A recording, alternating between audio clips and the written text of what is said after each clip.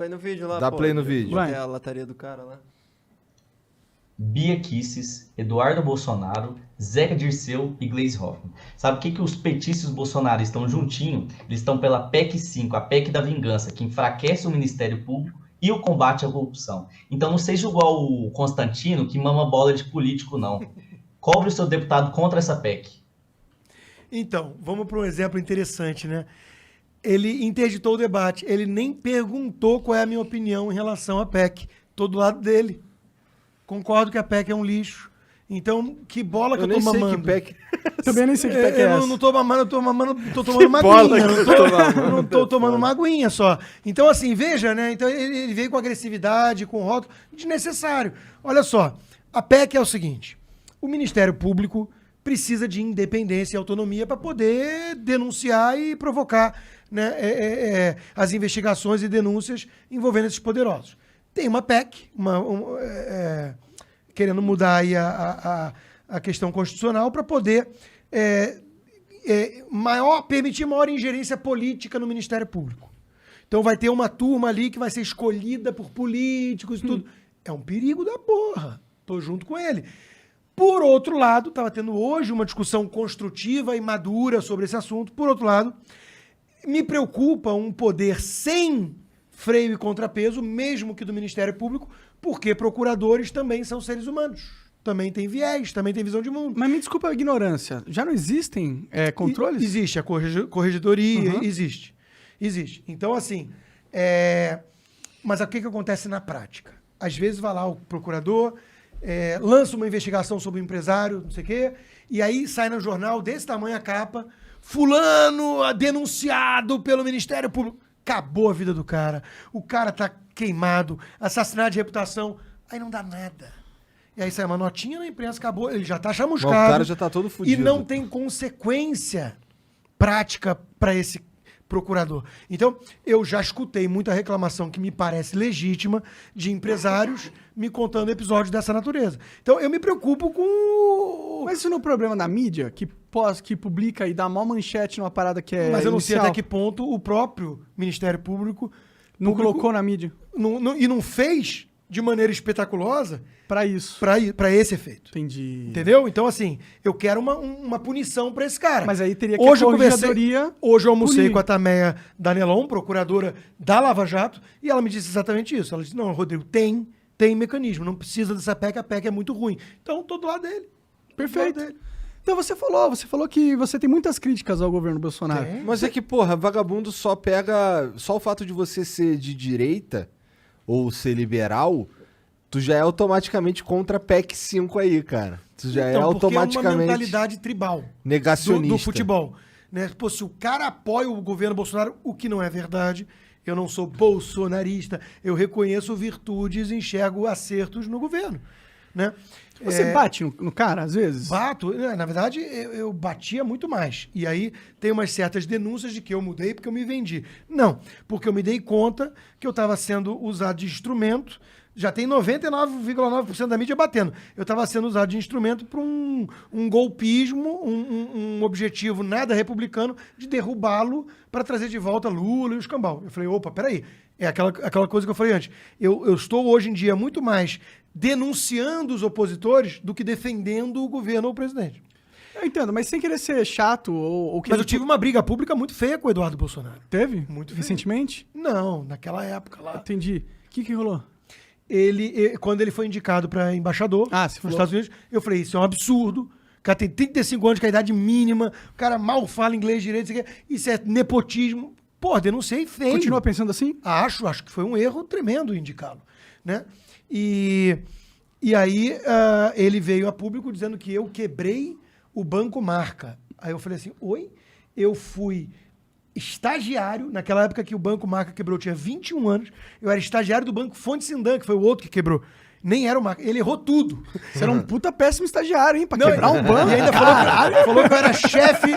que eu era chefe do departamento de economia. Eu era estagiário de análise de empresas, que era um departamento que não tinha nada a ver com o que deu prejuízo pro banco. Então você percebe que esses caras, na hora que você foge também do jogo político deles, eles vão quebrar você até você não aguentar mais. Mais do que isso, o bolsonarismo, ele exige lealdade pessoal.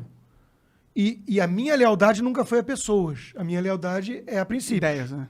A ideias. Então, o João Amoedo, eu acreditei muito, ajudei muito a crescer o Partido Novo, a dar uma coloração liberal nas ideias.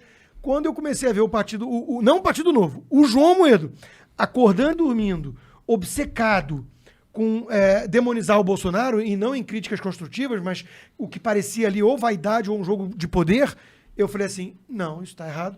E comecei a ficar contra e denunciar a postura do Amoedo. Então, lamento, minha lealdade nunca foi ao Amoedo. Então, assim, e minha lealdade não é, porque nem existe, ao Bolsonaro. Então, de novo, são princípios, são ideias, são valores. E, acima de tudo, com o país. Eu quero que essa porra dê certo, cara. Por que eu saí? Porque tá ruim. Eu quero melhorar. Então, assim, meu compromisso é com o Brasil. Bolsonaro hoje, para mim, ele é alguém que está com uma agenda menos pior e até boazinha, principalmente na parte econômica e tudo, e que está sem escândalo de corrupção até onde a vista alcança, isso é um mérito, com ministérios técnicos, né, e com uma barreira que restou ali para uma volta hoje que está sendo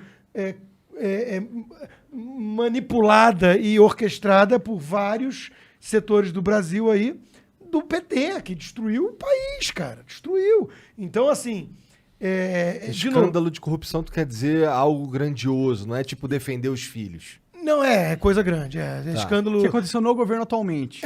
No governo nesses mil e poucos dias. Aqueles negócios de R$1 por vacina lá, que rolou esses... Mas não teve o desembolso. E também nem essa CPI, que pra mim fez um papelão, né? Muito... Política, toda CPI vai ser. Mas essa exagerou na dose, né? Nem ela conseguiu encontrar nenhum elo nessa história. Então não houve a compra da vacina e era uma coisa que provavelmente tem a ver com essa história do Estado inchado, hipertrofiado, que tem um bando de mosca parasitando lá em Brasília para conseguir uma boquinha, uma migalha. Então parece que foi um caso desses. Lobista tentando se dar bem. Parece que foi isso. Então você com certeza não é você é um cara que é crítico ao Bolsonaro. Cara, me chamar de bolsonarista é um espantalho. É assim, como é que eu posso encerrar o debate e não ter que rebater os argumentos que esse cara está trazendo? Chama ele de bolsonarista. E aí pergunta pro Bolsonaro se eu sou bolsonarista. É mais fácil. Pergunta se eles me acham leal. Porque eles sabem que eu não sou, porque eu não sou leal a eles. Eu enxergo méritos no governo. Se o governo amanhã, hoje, por exemplo, tá essa história do auxílio, do aumento do auxílio para R$400. É um assunto delicado, o Brasil tem muita miséria, aumentou a miséria por conta do lockdown, do isolamento, que alguns acham que foi necessário, outros não vou entrar nisso. Mas assim, o governo tem que fazer alguma ajuda momentânea, é um bom debate. Mas aí, do outro lado, o cobertor é curto. Aí puxou de um lado, faltou recurso do outro. Então tem o teto de gasto, que não pode romper, senão o mercado acusa o golpe, fica nervoso e fala, esse cara virou populista, vai dar ruim lá na frente. Então, o jogo é tênue. Se o Bolsonaro for por esse caminho, né, pensando em eleição no que vem, aumentar, o Paulo Guedes amanhã pode virar e falar assim, pô, cheguei no meu limite. Então, se isso acontecer, eu vou olhar e falar assim, luz amarela piscando, quiçá a vermelha. Então, de novo, meu compromisso nunca foi com esse governo, muito menos com um presidente da República. Eu enxergo alguma coisa diferente acontecendo no país de transição para algo que 58 milhões de pessoas votaram, que assim, querem abandonar aquela sacanagem toda que corria solto. E está entregando uma parte disso. Agora, tem PECs aí que, por exemplo, o Flávio Bolsonaro, o senador, ele se articulou para votar contra a questão da... Como é que era? Da PEC da Bengala, da... Lava-toga, que ia investigar o judiciário. Foi o voto dele que encerrou o negócio. E parece que ele fez pressão para outros. Então, assim, condenável, vamos bater. Então você realmente não acredita que esses caras lutam pela mesma luta sua, né? Ele tá só ali pelo jogo de poder, de verdade, assim. Eu vou além. Eu acredito que o Jair Bolsonaro tem um desejo genuíno de... Ele é patriota. Eu acredito que ele quer melhorar.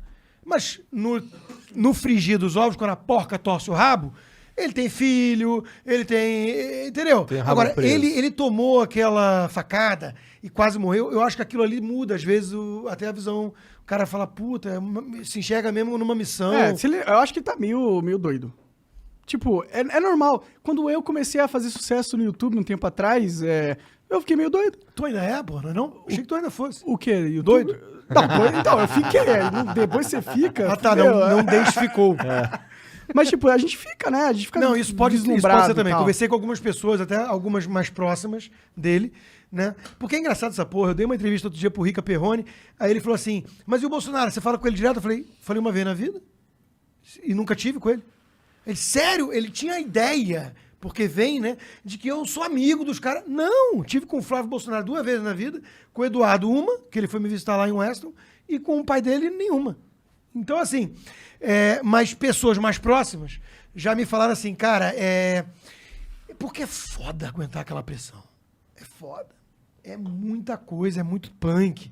Ele é alvo. Eu vou dar um exemplo, eu fui cancelado. Aí a Anitta se meteu, aí o UOL meteu a minha filha chorando na capa. Caralho. Então, assim, é duro aguentar. Você mesmo acabou de falar, deve ser foda ser você. Imagina o Bolsonaro. Deve ser ruim, né? O cara acorda e dorme com a mídia em peso chamando ele de genocida, de fascista, de não sei o quê. Cara, então assim... A diferença é que ele é o presidente, né? Tudo bem, mas assim, é puxado. Ah, com certeza. Envelhece. Obama envelheceu. Todos eles Mas que meio passam pelo poder envelhecem. Eu concordo, E o mas poder ele corrompe. sabia que não ia ser fácil, né? Não é um trabalho que você pensa, vai ser moleza, Não, ser presidente sem do dúvida, Brasil, sem dúvida. facinho. Manda a próxima aí.